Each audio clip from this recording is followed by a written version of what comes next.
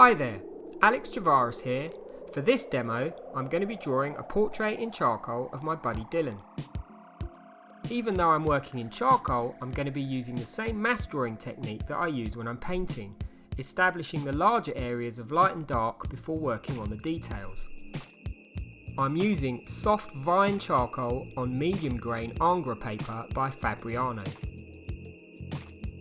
I'm starting by mapping out the shadows with a few simple lines to act as a guide, placing the eye sockets, the shadow under the nose, the side plane of the head, the hair and the beard. Notice how at this early stage I'm only using straight lines. I'm trying not to get caught up in any intricate outlines. I'm only working with broad simple shapes.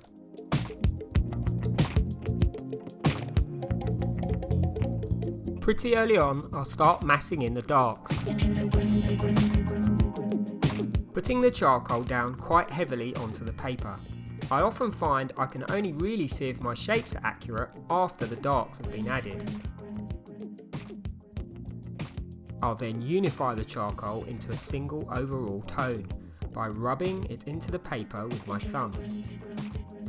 I can then start adjusting my shapes by lifting the charcoal off with my fingers, locking into the area around the eyes and nose.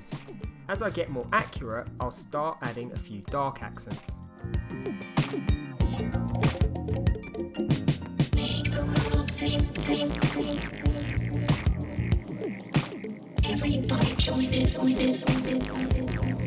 Here I'm using a device called a stump, basically a piece of paper rolled into a point to lift out some of the more intricate light shapes that are too small for my fingers.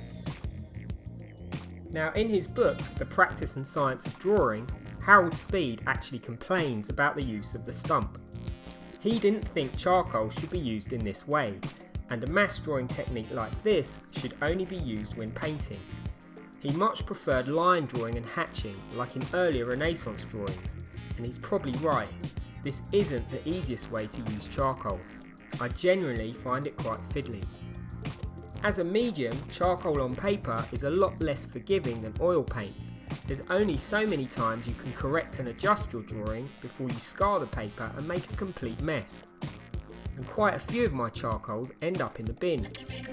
But when it is successful, this way of working does produce quite a cool effect, particularly with the soft smoky edges. And it enables you to get really solid darks very quickly, which if you were trying to build them up by hatching would take absolutely ages.